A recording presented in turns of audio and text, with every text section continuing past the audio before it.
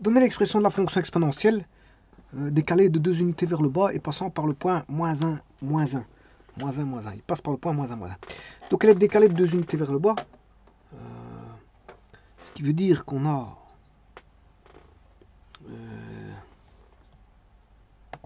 tout d'abord la fonction usuelle.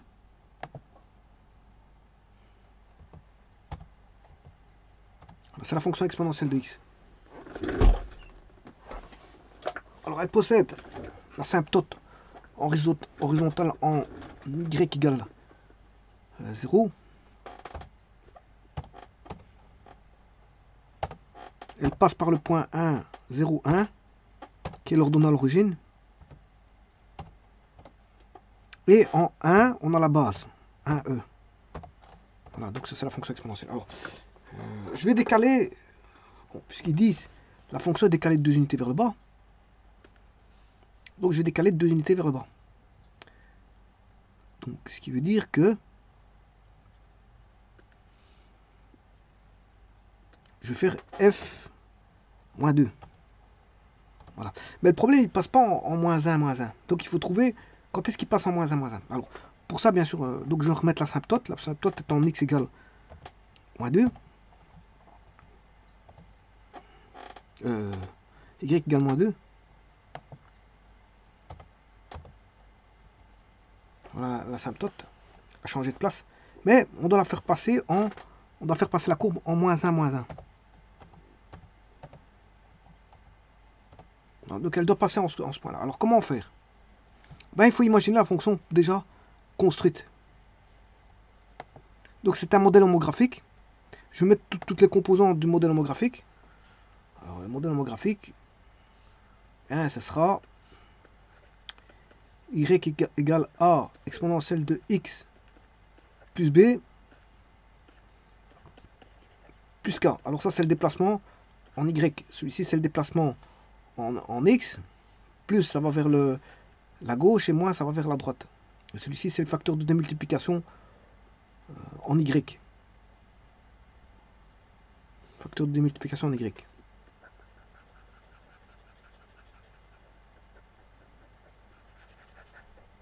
Eh bien, on va essayer de trouver ceci.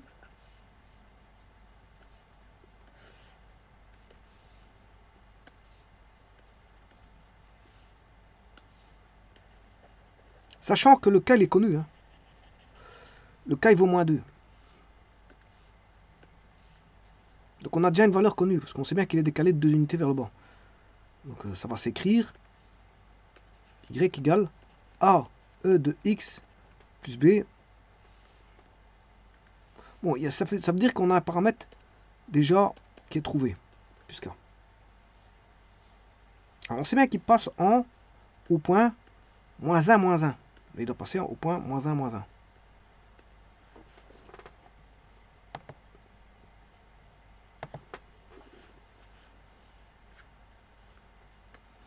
Donc au point x vaut moins 1, y vaut moins 1. Au point xy moins 1, moins 1, ben, le x il vaut moins 1, l'y vaut moins 1. Donc c'est-à-dire que le x il vaut moins 1, a exponentielle de x plus b, le x valant moins 1,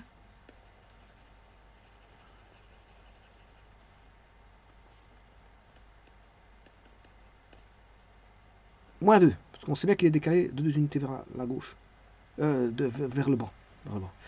Donc je peux écrire que a exponentielle de b moins 1 est égal à moins 2, qui passe dans le nombre de gauche, ça fait plus 2. 2 moins 1, ça fait 1. Non, 1. Ça veut dire que e de b moins 1 est égal à 1 sur a. Ça implique que e de b fois e de moins 1 est égal à 1 sur a.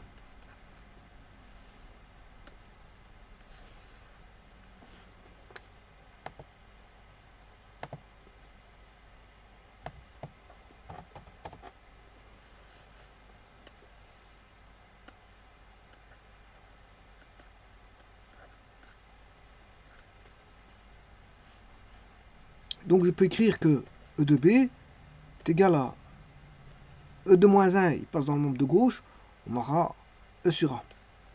Et donc, si j'écris ln E de B, ça fait ln de E sur A. Ce qui implique que B ln de E est égal à ln de E moins ln de A. Alors, ln de E, ça fait 1. B est égal à ln de E, ça fait 1. 1 moins ln de A. Donc, je peux trouver le A, le B est dépendant du A. Et inversement.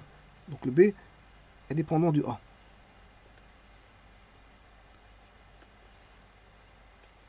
Donc, le B est dépendant du A. Et il vaut ln de E sur A. Ln de E sur A. Bon, maintenant que j'ai une expression de B en fonction de A, je peux réécrire l'équation.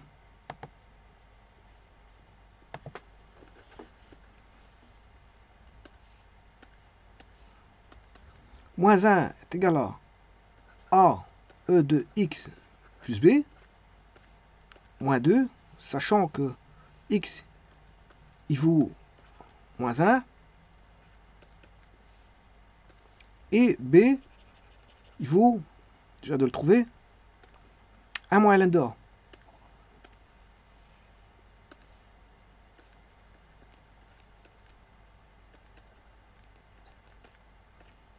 Le tout moins 2.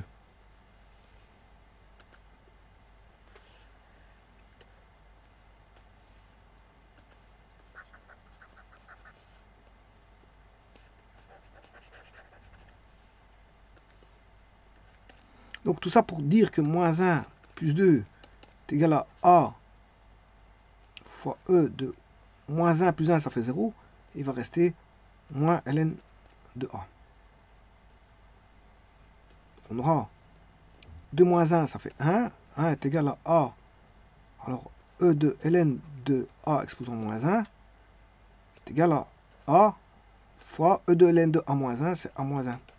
Donc vous avez A fois A moins 1 sur A qui vaut 1. Alors, est-ce que c'est vrai? Ça, c'est toujours vrai. Donc on aura toujours ça. On aura toujours, c'est parce que c'est vrai, quand est-ce qu'on a A fois 1 sur A qui est égal à 1, mais quel que soit A, appartenant voilà, au nombre réel, eh bien, on peut avoir A sur 1 sur A. Voilà, bien sûr, A différent de 0. Et alors, oui, et A positif, A strictement positif. Parce qu'il est dans un logarithme népérien. Donc il doit être strictement positif. Et donc ça c'est toujours vrai, quel que soit A. Ce qui veut dire que, bah, on ne sait pas trouver le A il est toujours vrai. Ce qui veut dire que, bon, je peux écrire le A.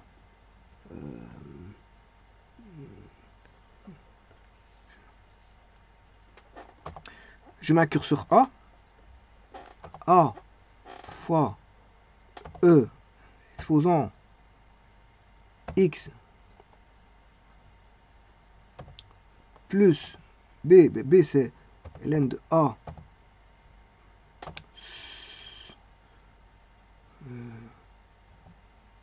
ln de B sur A.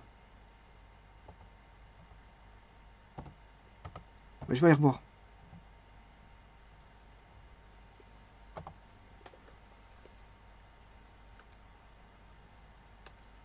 Moins 1. Moins 2, parce qu'on décale vers 2 unités vers là-bas. Alors ça, c'est bien sûr que c'est pas ça, mais c'est parce qu'à mon avis, je me suis trompé. Voilà, c'est ln de E sur A. C'est ln de E sur A. Donc je recommence ici. Ln de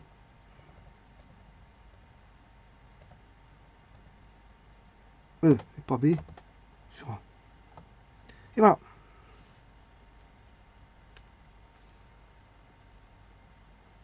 C'est la fonction ici. Donc elle passe bien en moins 1, 1. Et ça, quel que soit A. Voyez, je change le A, c'est toujours vrai. Et je change même le B, ça c'est quel que soit A et B. Je change A et B, c'est toujours vrai. Bien sûr, il faut que le A soit positif. Strictement positif.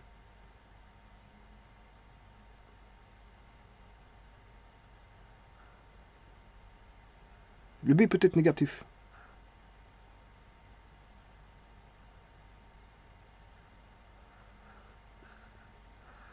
Donc, quel que soit le A ou le B, bien sûr, le A doit être positif. Eh bien, on a toujours voilà, une fonction qui passe, qui rase l'asymptote horizontale y égale moins 2, et en plus de ça, elle passe toujours en moins 1, 1. Moins 1, moins 1. Toujours. Alors, attention que il n'y a pas l'intersection. Bon, le point A, il est en... l'ordonnée à l'origine, il est en 0, 1. Voilà. Par contre, l'autre l'ordonnée à l'origine, c'est P de 0, qui va se trouver en 0,72.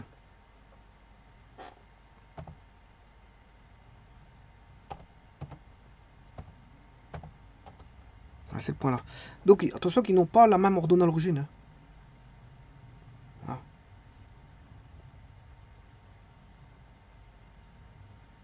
Alors on pourrait trouver la racine. Je pourrais trouver la racine de ça.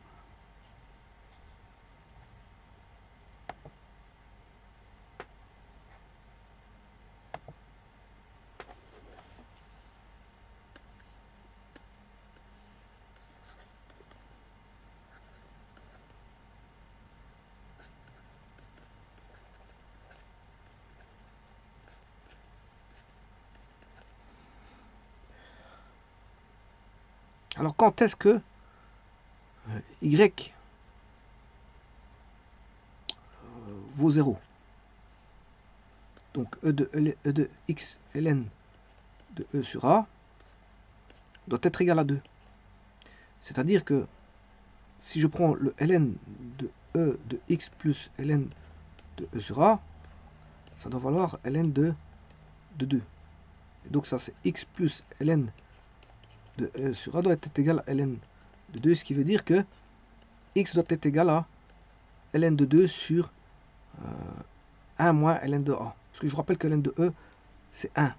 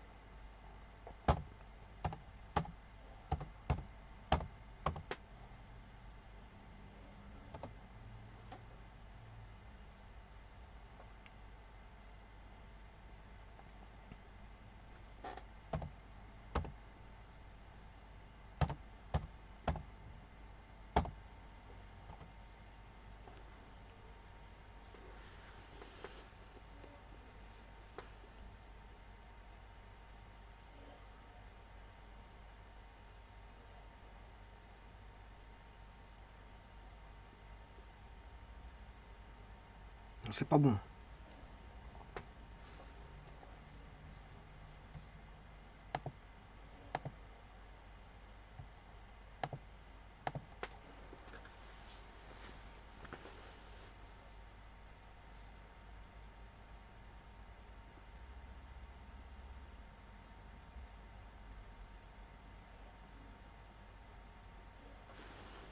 Oui, c'est pas bon, bien sûr que c'est pas bon.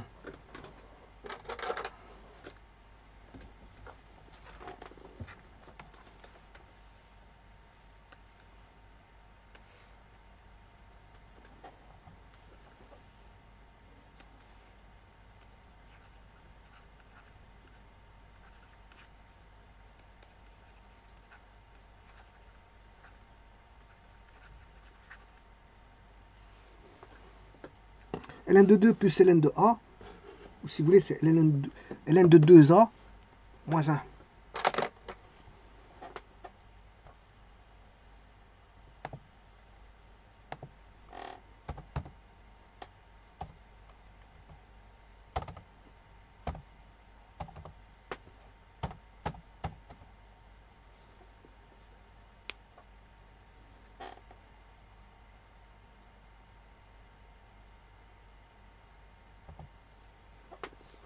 Non, c'est pas bon.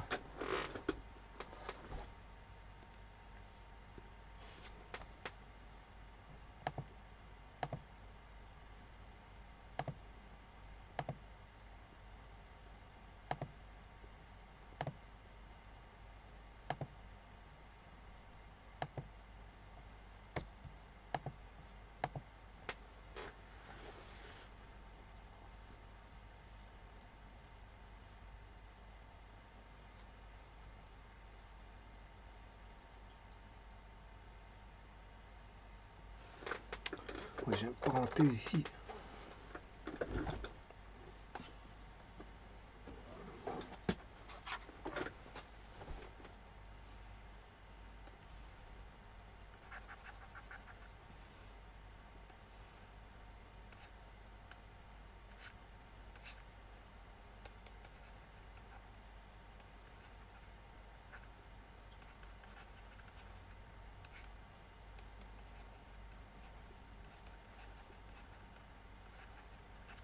Mais ça fait bien. Ln de 2A moins 1.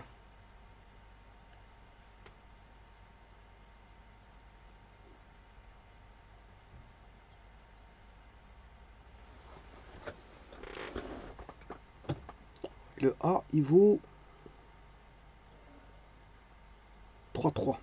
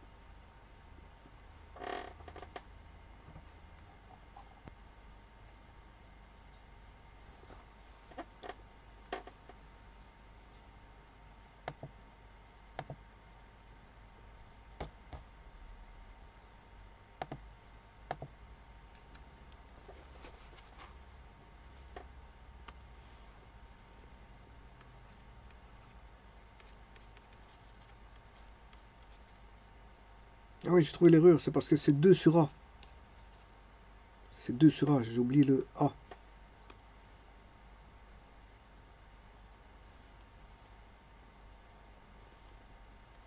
J'ai oublié le A ici, donc c'est ln de 2 sur A.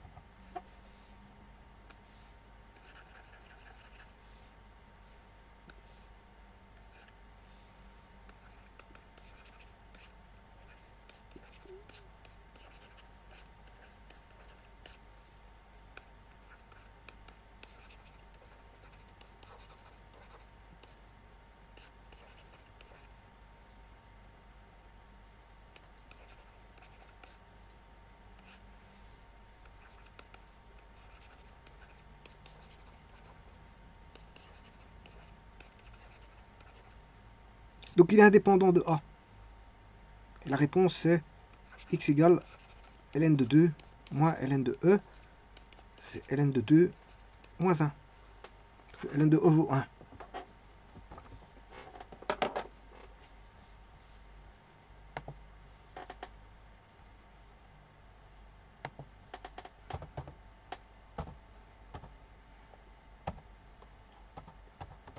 Ah, moins 0,31. Donc la racine tend c'est 0.